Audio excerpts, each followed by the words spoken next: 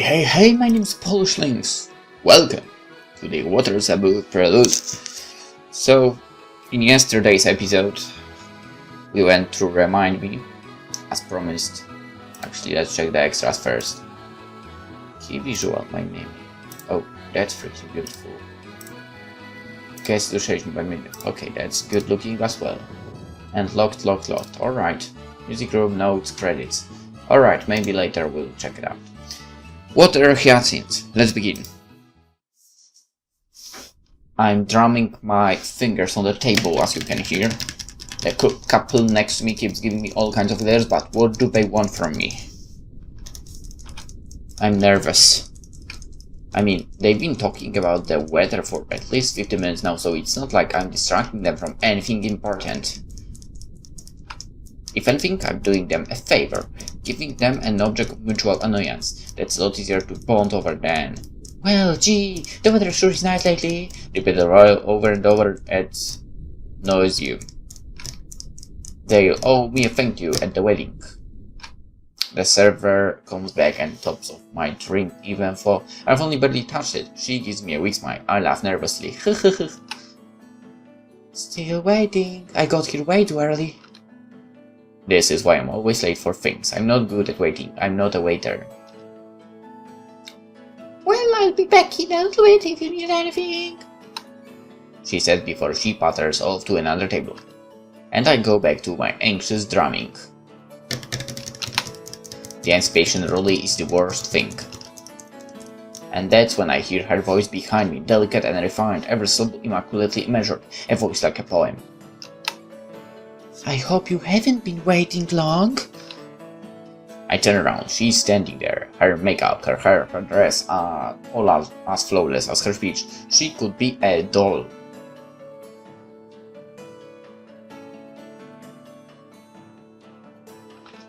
I still can't believe she agreed to be seen with a big pile of garbage like me. I could say the same about myself, although... Anyway, what I don't say is, oh no, I've only been here freaking out for the last half an hour. Indeed, another nervous laugh. Not too long, I'll be set you right on time.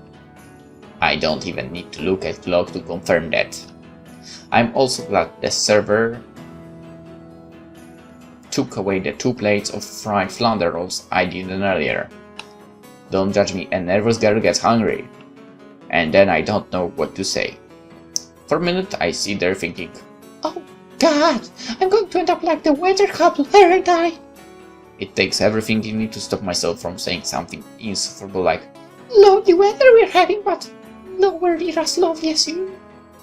And now it's been awkwardly quiet for way too long. Oh, I'm sorry, you should sit down.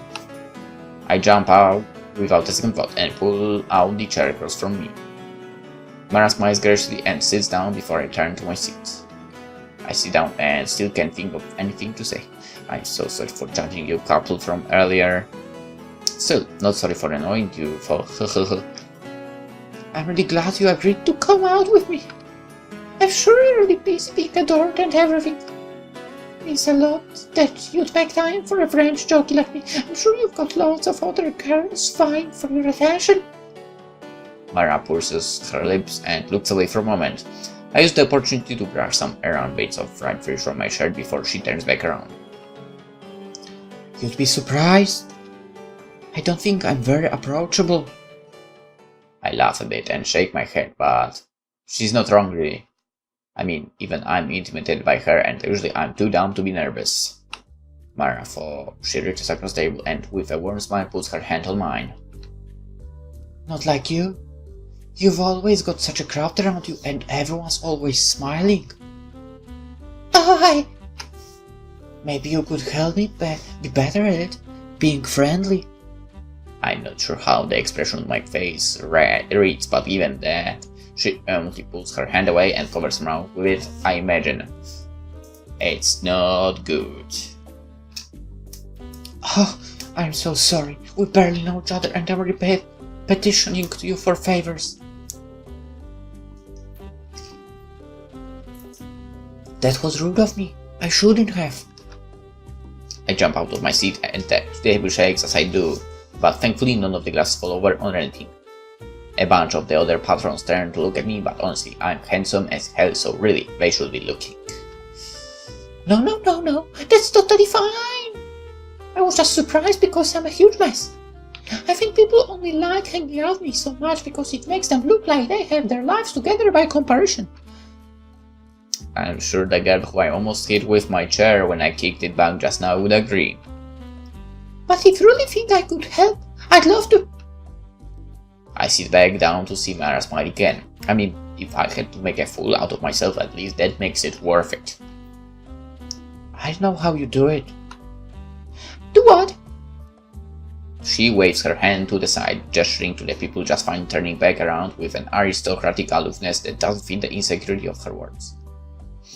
Deal with being the center of attention like that. Having so many eyes on me always makes me feel like I'm going to wilt. Oh, well, who cares what they think, I guess. And I mean, if I've got everyone's eyes on me, then that must mean I'm at least doing something worth watching.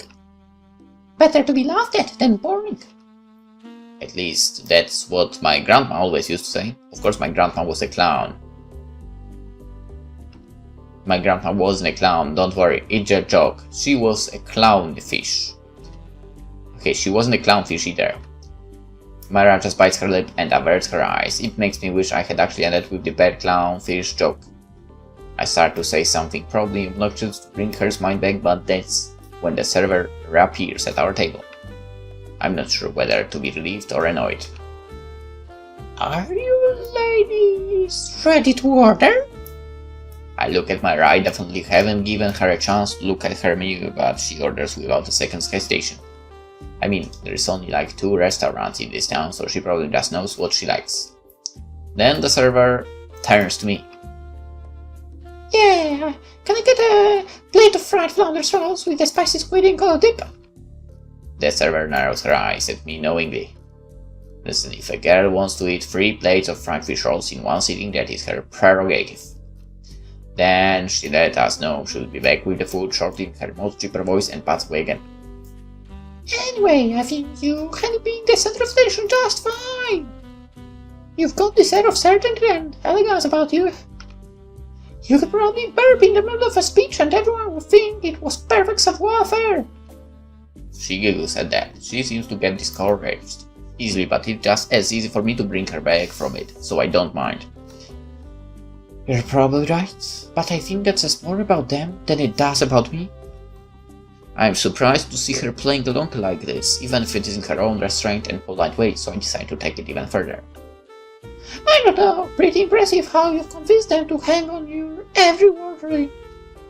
You don't give yourself enough credit. I think everyone else gives me more than enough of that, regardless of whether it's due. She sings again, but I'm not going to let her this time. Well, I promise to never give you credit for anything ever again. I'll keep it all for myself. She laughs, a real laugh, not some polite affection, but a genuine one. It's shrill and annoying and not cute at all. And I can't help but find it adorable. She quickly covers her mouth and forces herself to stop, but it's too late. I've already fallen in love. Oh! Nice. Alright. As I said at the ending of the previous episode, we are dividing this the waters of this prelude into 4 chapters, which we can see here, like 4 small chapters, 4 small episodes, 4 days in a row. So for now, hope you enjoyed it, and I'll see you tomorrow in the next one. Bye bye.